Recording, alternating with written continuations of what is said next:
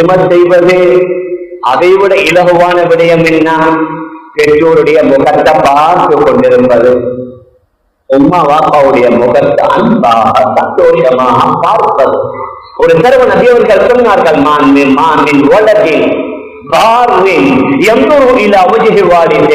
ஒரு இரக்கத்துடன் அன்புடன் ஒரு குழந்தை தன்னுடைய பெற்றோருடைய முகத்தை பார்த்தால் அவருக்கு ஹஜ் செய்த நன்மை கிடைக்கும் என்று நபி அவர்கள் சொன்ன நேரத்தில் ஒரு சஹாபி கேட்கின்றார், யா ரசூலல்லாஹ் வ இன்னபர பில் யௌமி மிஅத மர்ரா, ஒரு தடவை ஒரு நாளைக்கு ஒரு ஆள் 100 தடவை பார்க்கிறார் என்று வைத்துக் கொள்ளுங்க, அவருக்கும் அப்படி அந்த நன்மை கிடைக்குமா?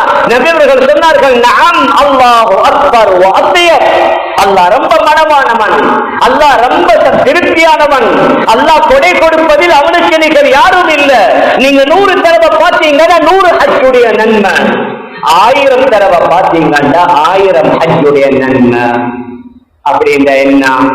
எங்களோட வீட்டுல நம்முடைய தாயும் தந்தையும் உயிருடன் இருக்கிறார்கள் என்றால் எங்களோட வீட்டிலேயே காபத்துல்லா இருப்பது மாதிரி, எங்களோட வீட்டில பைத்துல்லா இருப்பத மாதிரி. ஏன்? அவர்களை பார்ப்பதன் மூலமாக ஹஜ்ஜுடைய உம்ராவுடைய நன்மை இந்த அளவுக்கு வெறும் 3 வஸ்துக்கள் பொருட்கள் அதை பார்ப்பதற்கும் நன்மை.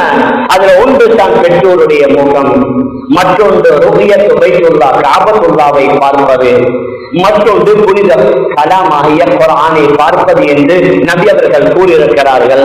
அதனால யாருடையாவது வீட்டில் தாயும் தகப்பனும் உயிருடன் இருக்கிறார்களா, அவர்களுடைய வீட்டில் பைத்துல்லா இருப்பதை போன்று, அவர்களுடைய வீட்டிலேயே சொர்க்கம் இருப்பதை போன்று ஏன் நபி அவர்கள் சொன்னார்கள், அல் ஜன்னத்து தஹ்த அக்தாமில் உம்மஹாத், சொர்க்கம் தாய்மார்களுடைய பாதங்களுக்கு கீழால.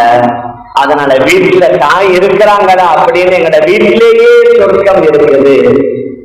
தாயும் தகப்பனும் இருக்கிறாங்களாண்டா சொர்க்கத்துடைய 2 வாசல் வீட்டில் இருப்பத மாதிரி. இமாம் ஹசன் பஸ்ரி ரஹிமஹுல்லாஹ் அவர்களுடைய தந்தை மரணித்து விடுகின்றார்கள். இமாம் ஹசன் பஸ்ரி ரஹிமஹுல்லாஹ் ரொம்ப நேரம் அழுகிறார்கள். அவருடைய நண்பர்கள் கேட்டாங்க, ஏன் இந்த அளவுக்கு அழுவுறீங்க? நாங்க எல்லாம் நம்பித்தானே இருக்கிறோம். ஆனா சொன்னார்கள், நீ பாபா நீ லட்சன்னா, எனக்கு சொர்க்கம் செல்வதற்கு 2 வாசல்கள் இருந்தது, அதுல ஒரு வாசல் இன்றைக்கு அடைப்பட்டுருச்சு.